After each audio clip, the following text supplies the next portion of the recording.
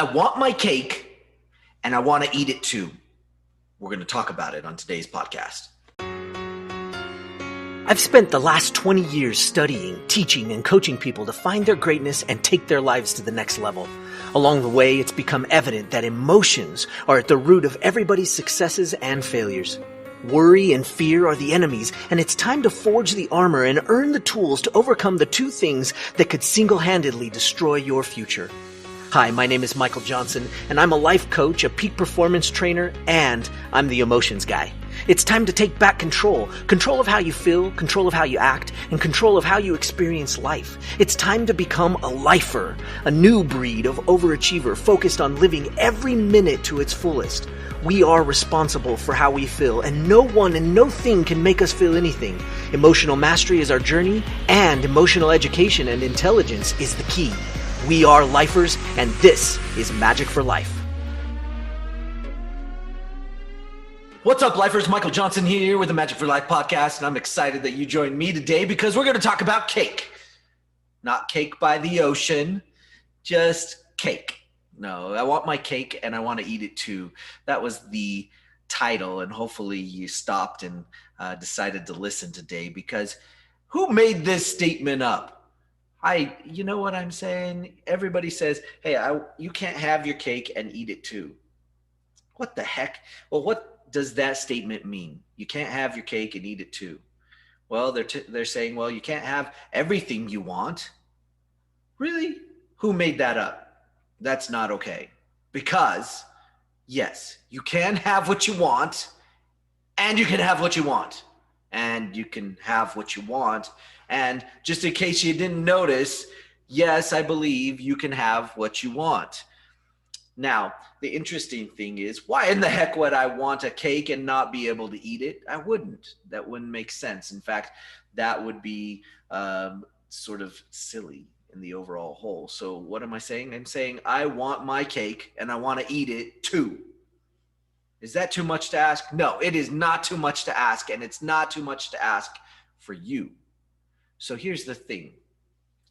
We talk about this often, and I want to keep pushing. What the heck do you want? Because I think with sayings and statements like that are prevalent and common amongst the typical social medias out there, it's so easy to get into this mindset or this belief that I can't have what I want and enjoy it too. Like, that's not okay. Well, I think that oftentimes is referring to an idea that says, hey, sometimes we get what we want and all of a sudden we're like, it's all right now. And I experience this all the time. I see this all the time. I see athletes win their championship, and then almost immediately you talk to them the next day and they're like, meh, yeah, now I want something else. And they're over it. You get a kid a toy. They're like, I want this toy, I want this toy, I want this toy, I want this toy, I want this toy. And you finally get them the toy and you're like, woohoo, you got the toy. And they're like, yeah, it's all right. Now I want this. Right? And so I think when people are talking about this idea of you can't have your cake and eat it too, it's that oftentimes people get caught up in this place where they want something so bad and they want it, and they want it, they want it, and then they get it and they're like, yeah, it's all right, because they're over it. Here's the thing. What is wrong with this picture? What's wrong with this setup? Well, it's simple, really.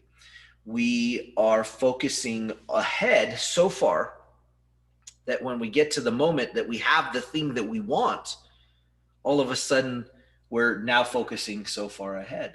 And there is a sweet spot. There's this really cool sweet spot. It's not so far ahead that you can't appreciate where you're at. It's not focusing on the past so much that you can't actually enjoy what you're doing. And it's not right now because you just missed it. Right now, you missed it. Oh, you missed that. You missed that too. Right now, it's gone. Right? So every time it's right now, it's too late. Right now is on the verge of history. Right now, every word I say is already gone. It's already history. So where's the sweet spot? The sweet spot is just in front of right now. And when we can get into that space, oftentimes we call it the zone. Oftentimes we call it being on a different plane. Sometimes you have the conversation with somebody and you give them advice that you have no idea where it came from, and it's emanating out of you. Some people say it's a higher power. Some people say it's in the zone. Some people say it's God, right? Whatever it is fine. It doesn't matter what you call it. What matters is that it exists, and there's this space right in front of you, right in front of now, where you can exist in a place where you can find your greatest gifts coming out of you. The greatest things that you have to offer the world, the greatest things that you are to become are right there in front of you. And you can plan indeed for way far out and get yourself on track to where you want to go. You can make sure that, hey, if I want to go to Disneyland, that I can be on the road to Disneyland. That's not a problem, right? Because obviously, if I want to go to Disneyland, the last thing I want to do is start heading towards New York.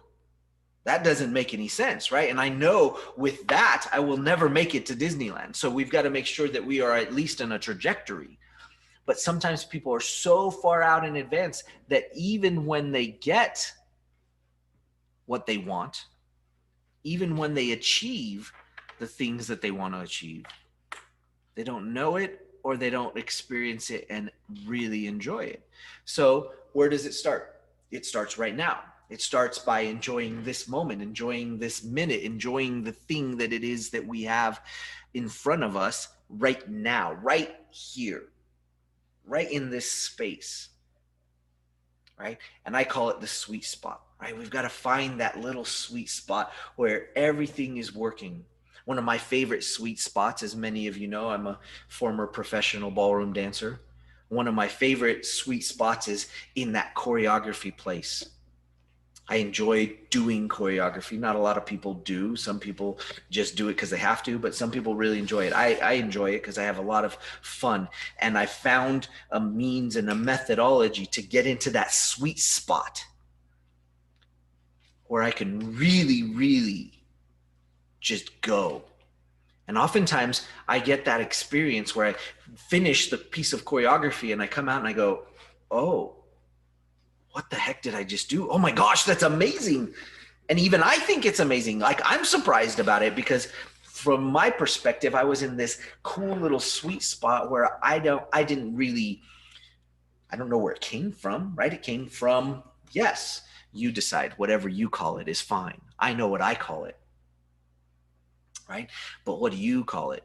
Right? And we know it's being in that zone, being in that place where you're connected and in alignment with yourself, with the skills that you have, with the knowledge that you've gained, with your higher power. Whatever it is, you have gotten connected to it, and it's in that sweet spot, and being able to get there is huge.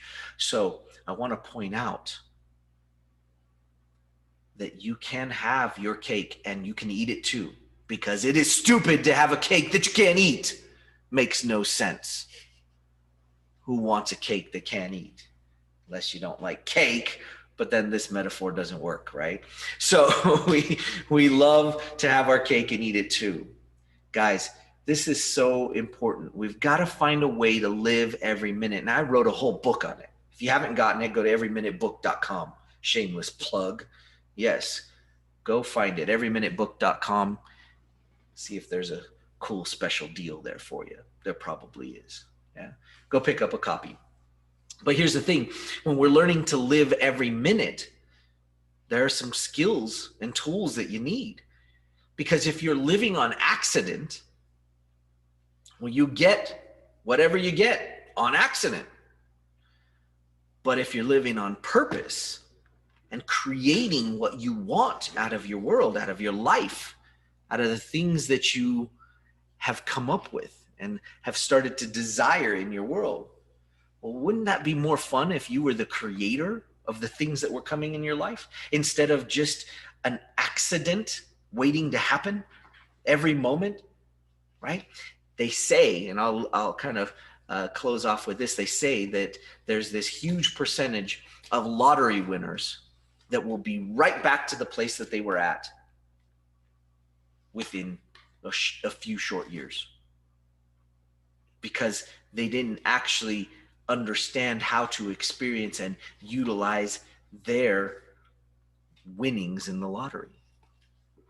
They didn't change their mindset. They still operated off of the old mindset that they had.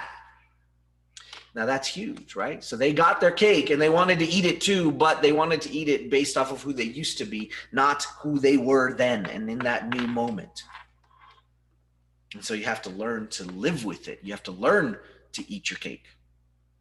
That sounds funny. And that was a really, really messed up metaphor mix up there. Anyway, you follow me. You're hanging with me. I am so appreciative that you're here with me at the Magic for Life podcast. Don't forget, share this with your friends. Hashtag Magic for Life. Like, subscribe, smash the notification button. Do all those things to let us know that you love Magic for Life and that you're enjoying the content. We hope to hear from you. Let us know what you want to hear more about. And don't forget to rate us on that iTunes place. We love it. We appreciate it. We'll see you guys on the next episode. Hey, Lifers, don't forget to get your free copy of the Every Minute book. You can find it at everyminutebook.com. And don't forget to follow us on Facebook and Instagram.